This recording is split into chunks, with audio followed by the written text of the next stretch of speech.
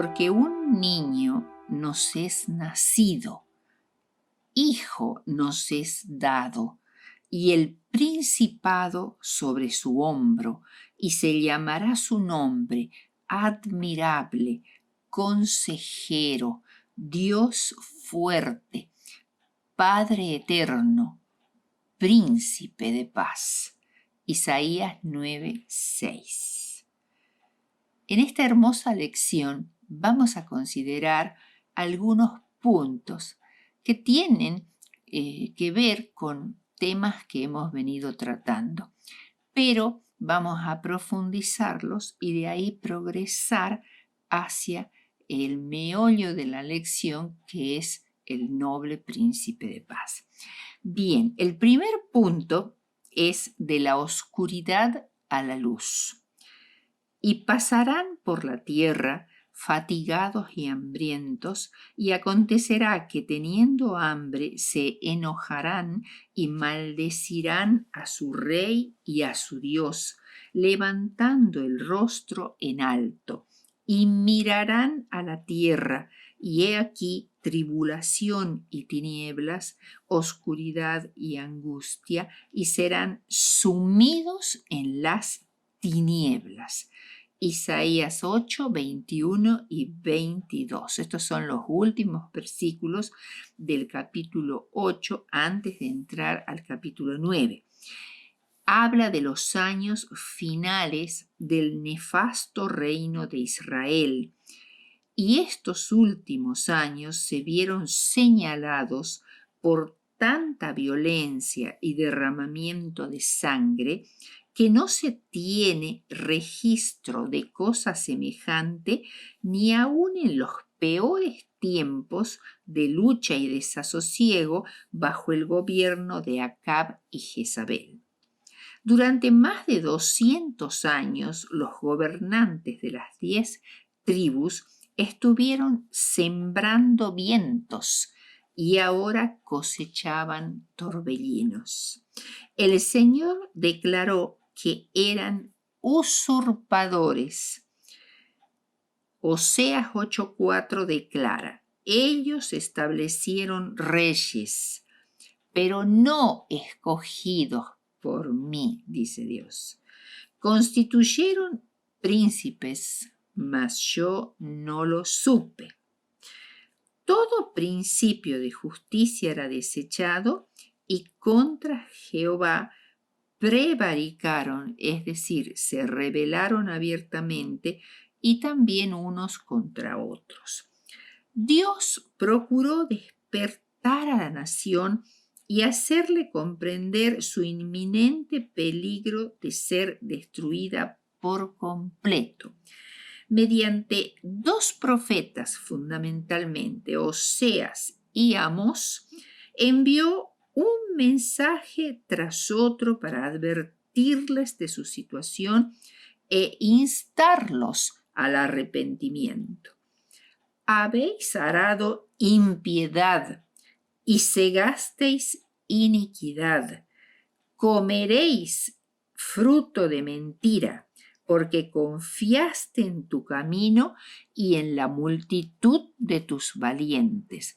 Por tanto, en tus pueblos se levantará alboroto, y todas tus fortalezas serán destruidas. A la mañana será del todo cortado Israel. Oseas 10, 13 al 15. Acerca de Efraín, una de las tribus más importantes y poderosas, el profeta dijo: Efraín fue como paloma incauta, sin entendimiento. Llamarán a Egipto, acudirán a Asiria. Oseas 5:13. Mi pueblo está adherido a la rebelión contra mí. La iniquidad de Israel durante los últimos 50 años de su existencia, antes de la cautividad asiria, fue como los días de Noé, y como toda otra época cuando los hombres rechazaron a Dios y se entregaron por completo al mal hacer. Se empeñó en la idolatría, adorando a Baal, a Astarte, a todas las fuerzas de la naturaleza, y así cayeron las defensas del alma y no tuvieron barrera contra el pecado.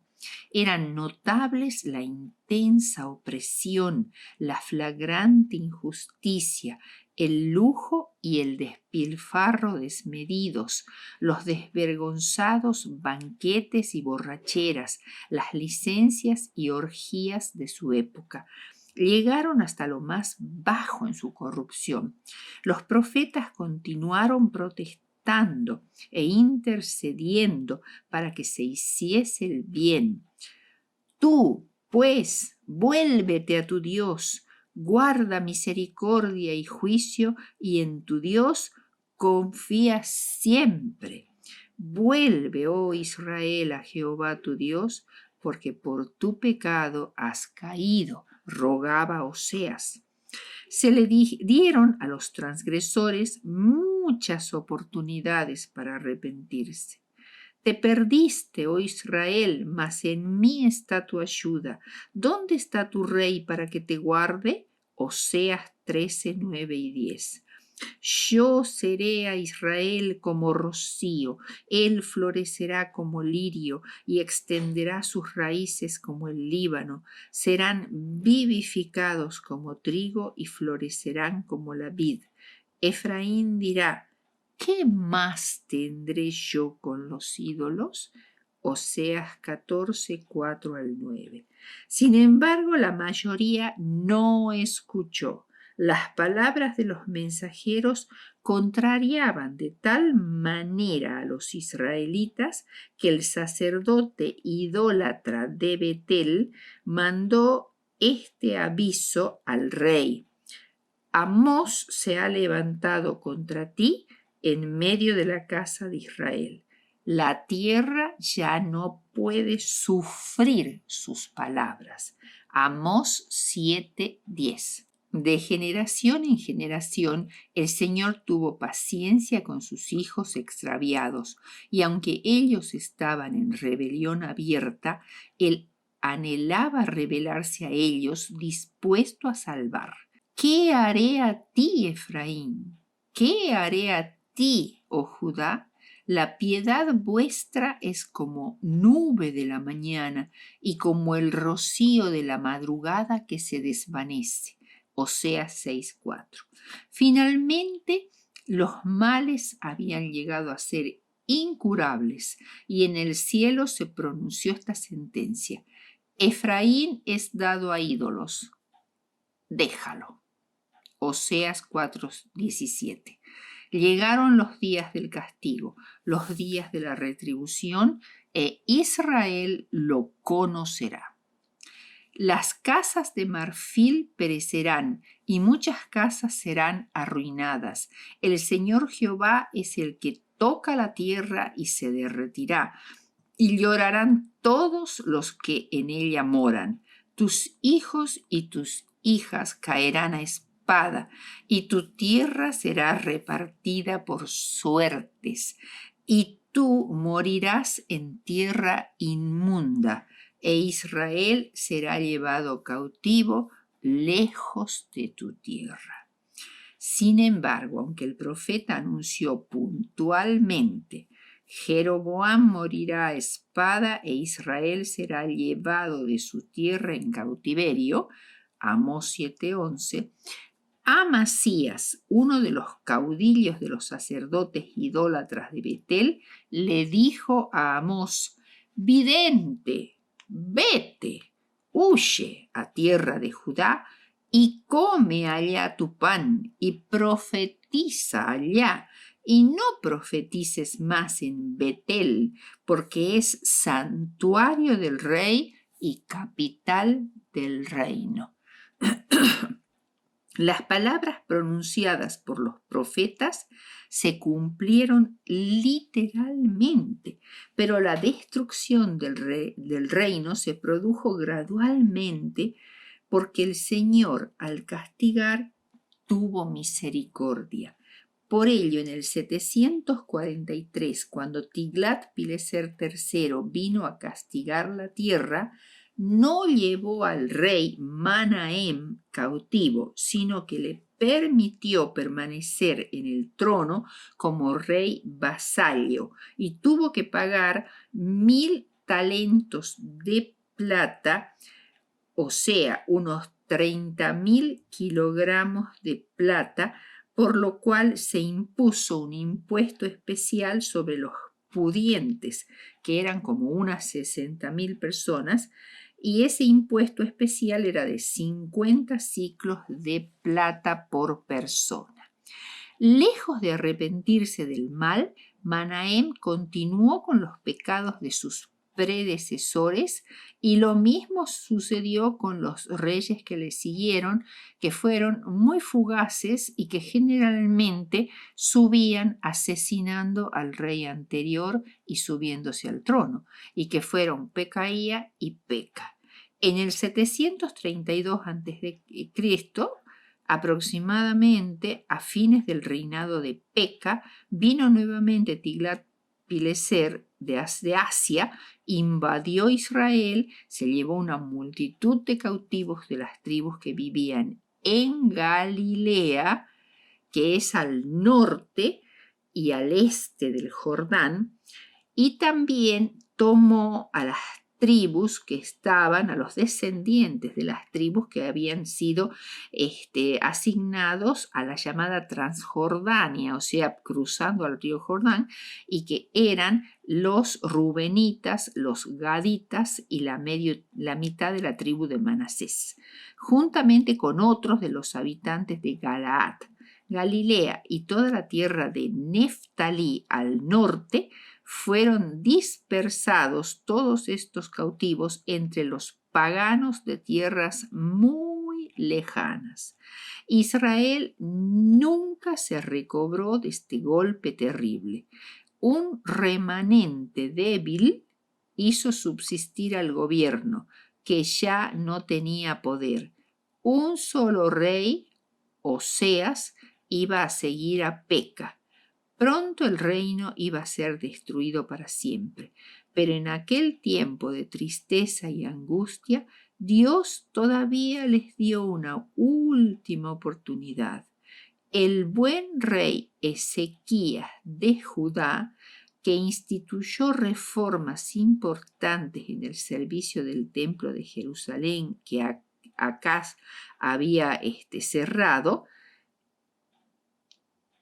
hizo celebrar la Pascua en Jerusalén, después de muchos años en que no se la celebró, y mandó una proclamación a todo Israel, desde Dan en el extremo norte hasta Beerseba en el sur, invitándolos a unirse a ellos en la celebración de la Pascua, induciéndolos a arrepentirse y someterse a Jehová, que es misericordioso. Muchos se rieron y se burlaron de los mensajeros, pero algunos hombres de las tribus de Aser, de Manasés y de Zabulón se humillaron y vinieron a Jerusalén a celebrar la Pascua.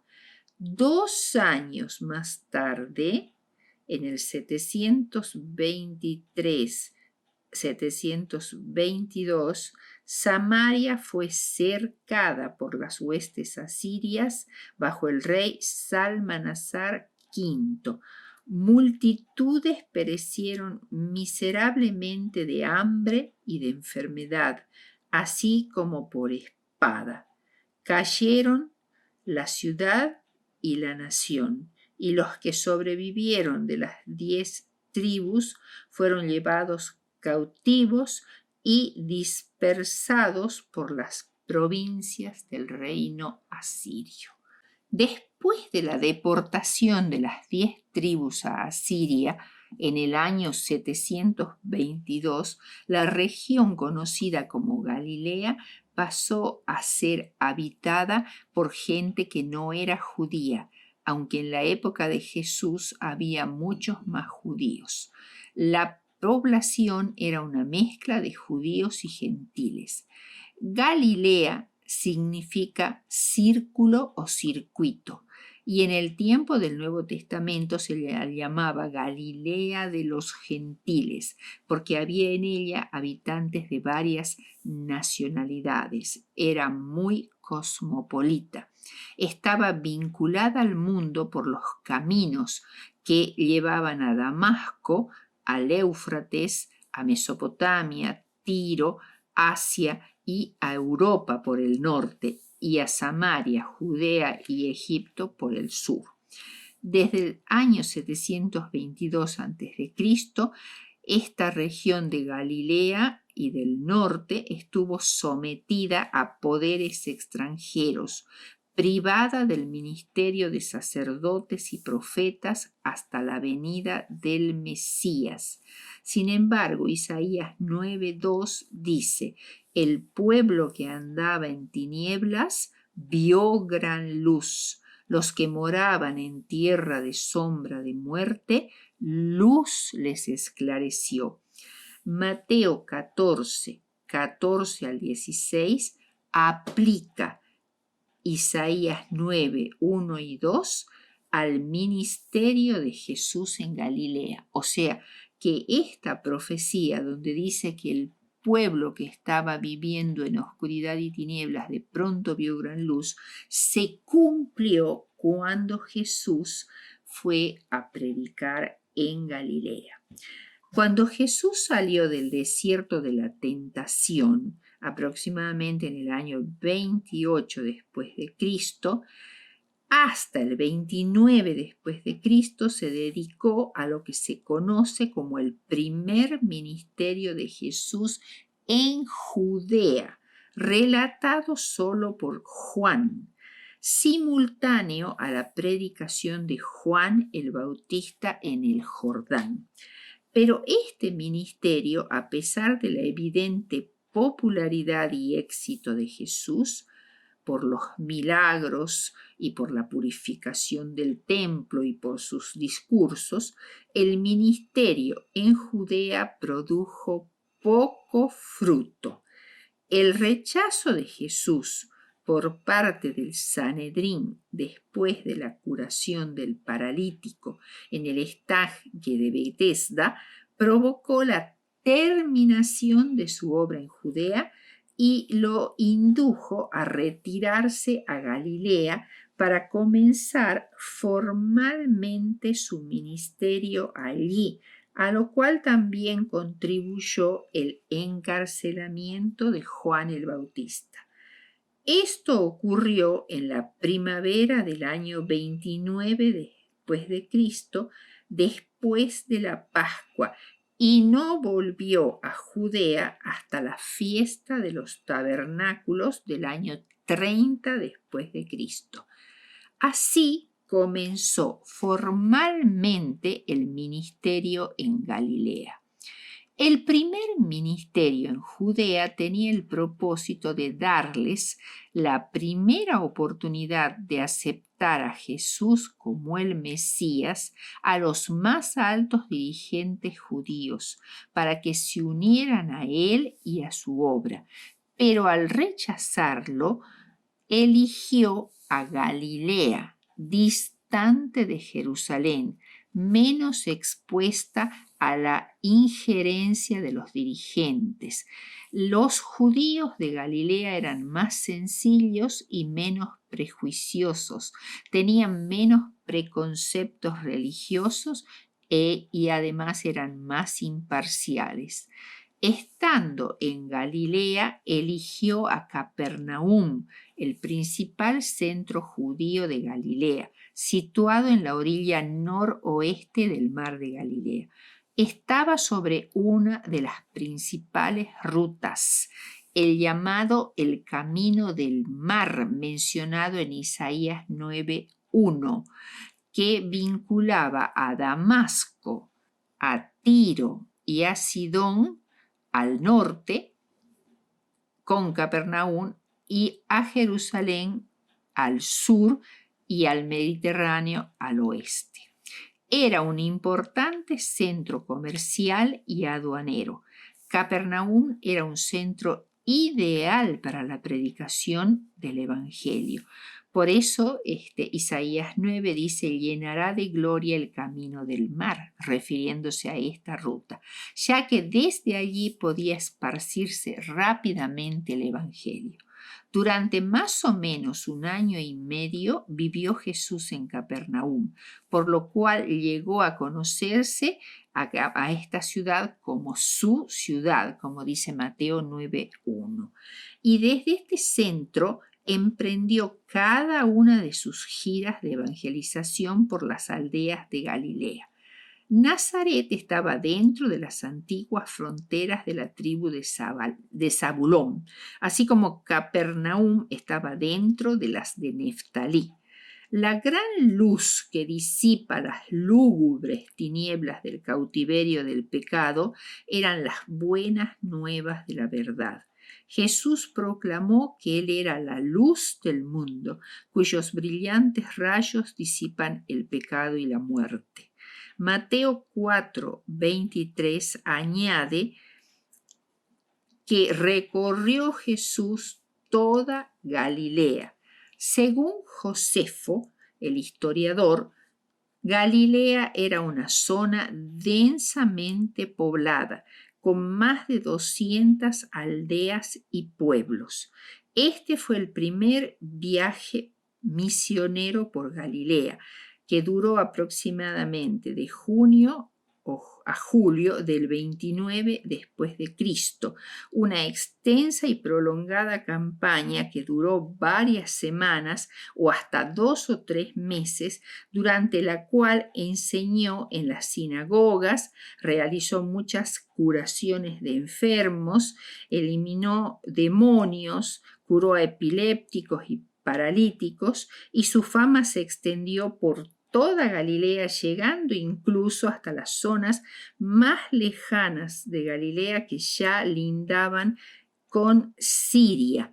Tenemos que tener en cuenta que en este tiempo Galilea pertenecía, y toda Palestina pertenecía, a la provincia romana de Siria administrativamente. En total, Jesús realizó 3 viajes misioneros por Galilea, y en esos viajes curó leprosos, resucitó al hijo de la viuda de Naín, echó demonios, calmó la tormenta en el lago de Genesaret, se encontró con los endemoniados gadarenos, y allí también sufrió el segundo rechazo en Nazaret y también el rechazo en Galilea. Pasemos ahora al segundo punto.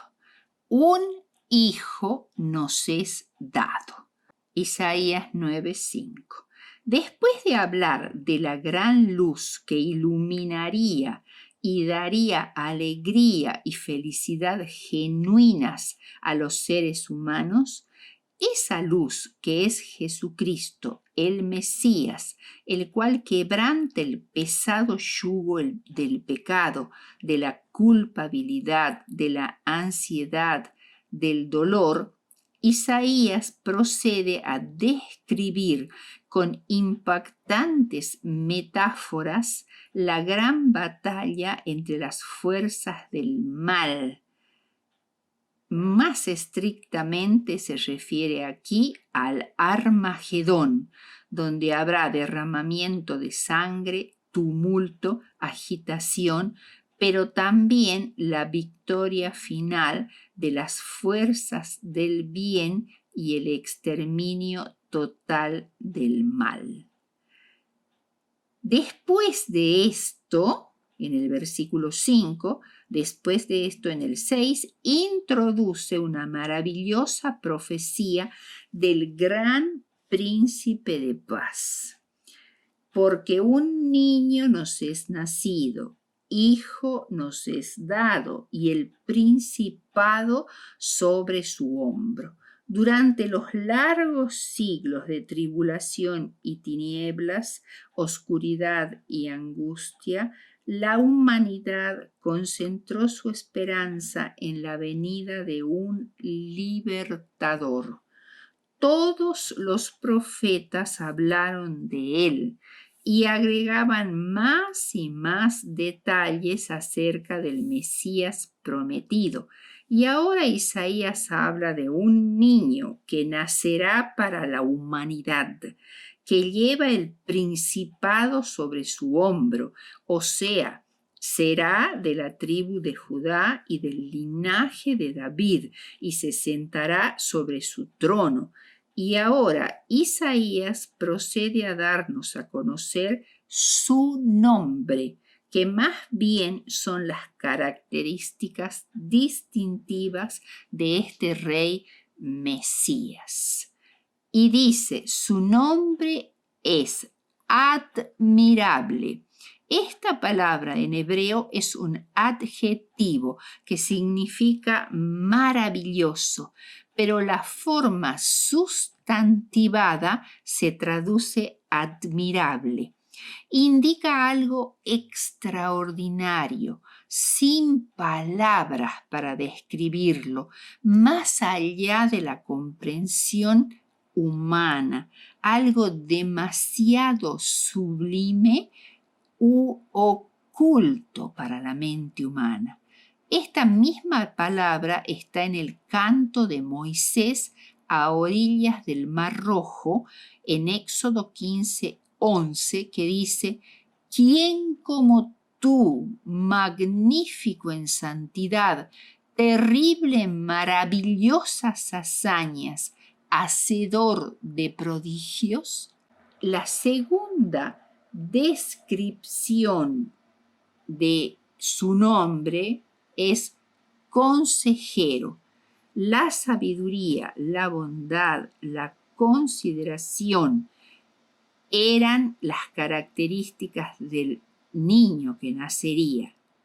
El que había estado en los consejos del Altísimo, que había morado en el más íntimo santuario del Eterno, el único que posee una perfecta comprensión del alma humana.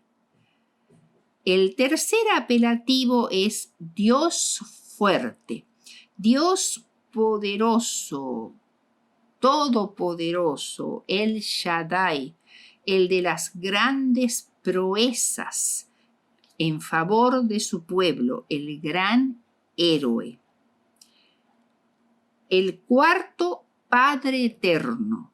Él tiene vida en sí mismo y es el creador del mundo, por lo cual es el Padre que ama tiernamente a sus hijos.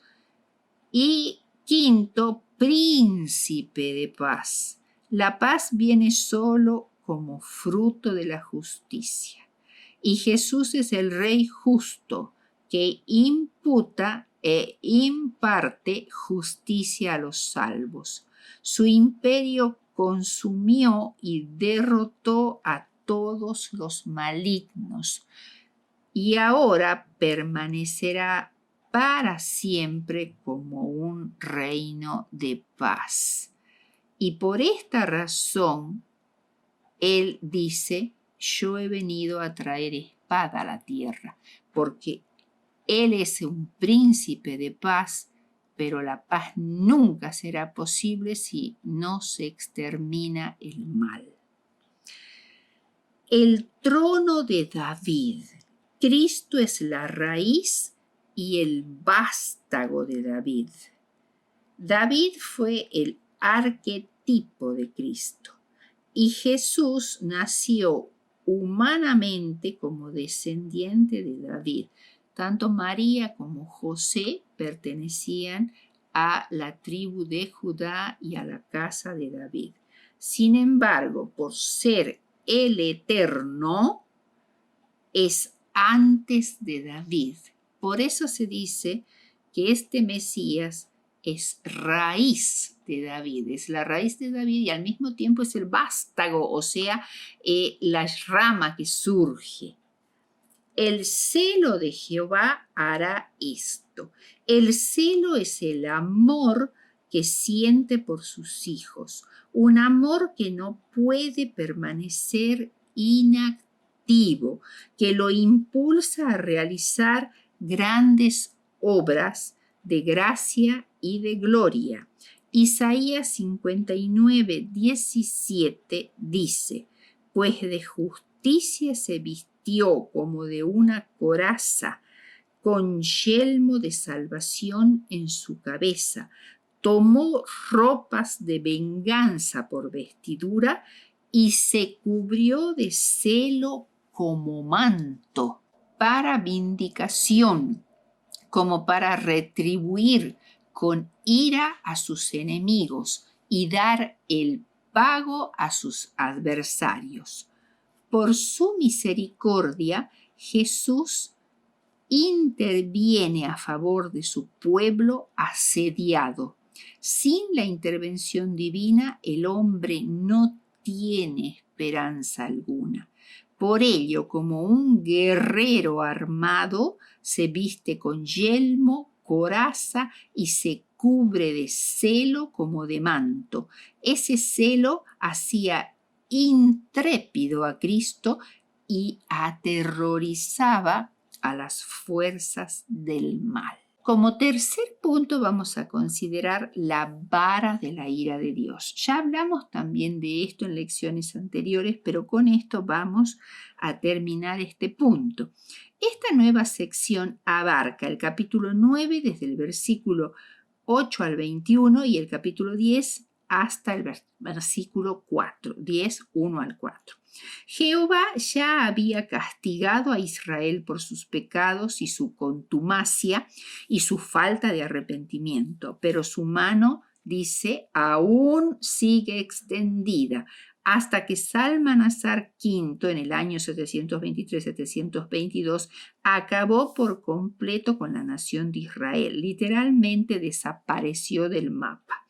Isaías 9:18 dice: porque la maldad se encendió como fuego, cardos y espinos devorará y se encenderá en lo espeso del bosque y serán alzados como remolinos de humo. Este texto es impresionante.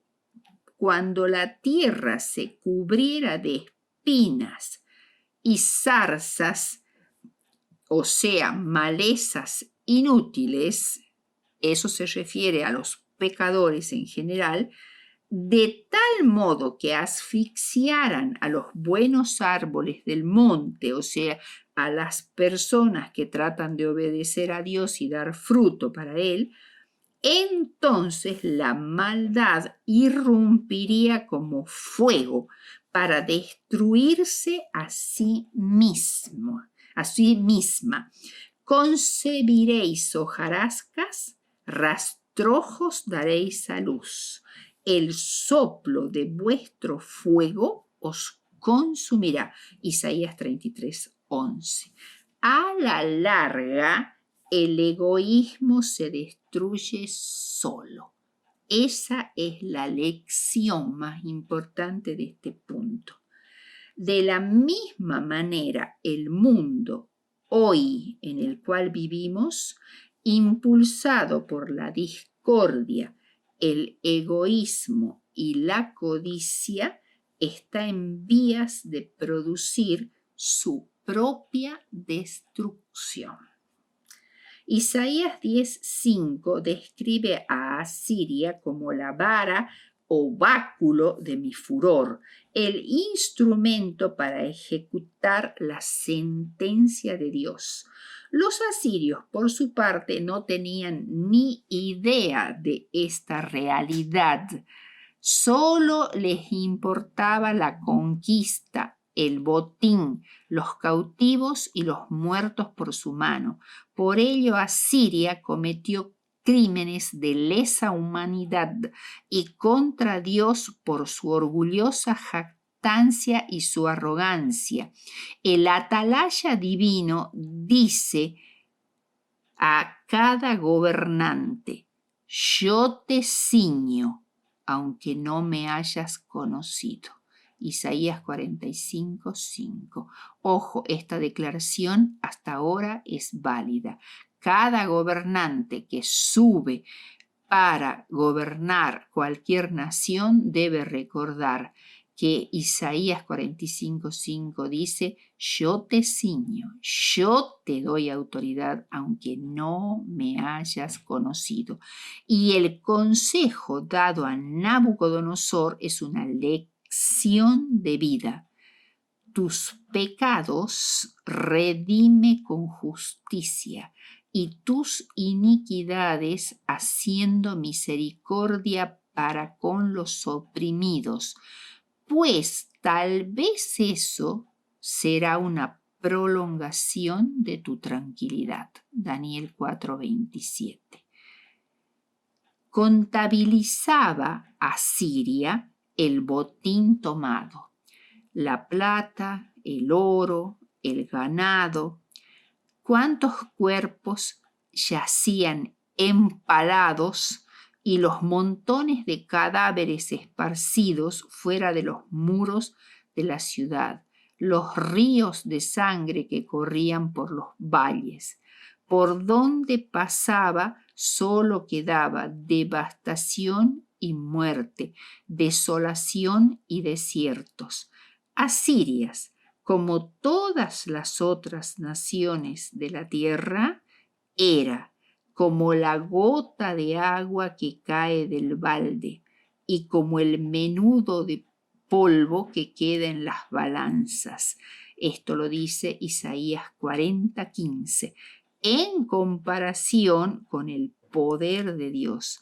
Por esto, un siglo después de la profecía de Isaías 10:17, que dice: y la luz de Israel será por fuego, y su santo por llama que abrasa y consume en un día sus cardos y espinos. Nínive quedaría reducida a cenizas, y otras ciudades importantes de Asiria serían cubiertas por las arenas del pecado. Es interesante recordar que hasta hace bastante poco Nínive no se había encontrado ni una sola ruina de la ciudad de Nínive hasta relativamente poco se descubrieron las ruinas de Nínive cubiertas por las arenas. Finalmente, un remanente volverá, como dice Isaías 10:21, Sear-Jasub, como se llamaba el primer hijo de Isaías. El remanente volverá. Ese remanente confiará solo en Jehová, el Dios fuerte. Finalmente, Judá también caerá, excepto el remanente, pero sería Jehová y no Asiria quien talaría el majestuoso árbol de Judá. El cuarto punto es el reinado justo del Mesías y abarca todo el capítulo 11. En este capítulo se han mezclado imágenes del reino de la gracia y del reino de la gloria del Mesías. No debemos confundirlos. Esta mezcla aparentemente está en forma desordenada, pero una cosa es cierta: para que Jesús venga a establecer su reinado de gloria, de paz eterna, donde reinará la justicia y los animales morarán pacíficamente, no existirá presa ni predador, donde nadie hará mal ni dañará, ni existirá más la muerte, el clamor ni el dolor. Para eso era necesario que Jesús, como varón de dolores, experimentado en quebranto, estableciera primero su reino de la gracia en la primera venida, cuando la raíz de Isaí sería como una bandera para los pueblos y que sería buscada de todos los pueblos. entonces un gran remanente de todas las naciones serán reunidos por la proclamación del Evangelio y formarán el gran pueblo de Dios de los 4 confines de la tierra. Y como quinto y último punto vamos a ver el capítulo 12, que tan solo tiene 6 versículos y es un cántico o salmo de acción de gracias que también haya sido llamado el libro de Emmanuel. Este es, como decimos, un salmo de acción de gracias por la liberación del cautiverio babilónico que sucedería mucho tiempo después. La fuente de la salvación de la cual salen aguas y dicen que son aguas de la salud, ¿no es cierto? Es la roca herida en el desierto, evento que era conmemorado en la fiesta de los tabernáculos. Sacaréis con gozo aguas de las fuentes de la salvación. Jesús era la roca y las aguas que realmente calman la sed. Es un canto de alabanza por las cosas magníficas que Dios ha hecho por su pueblo. El canto disipa el desánimo y el temor, rechaza la tentación y fortalece el alma contra los ardides del diablo. Regocíjate y canta, oh moradora de Sión, porque grande es en ti el Santo de Israel, Emmanuel, Dios con nosotros. En esta vida, por más lúgubre y triste que pueda ser, tenemos el privilegio de elevar nuestras voces en cantos de alabanza con el gozo y la paz del cielo en el corazón.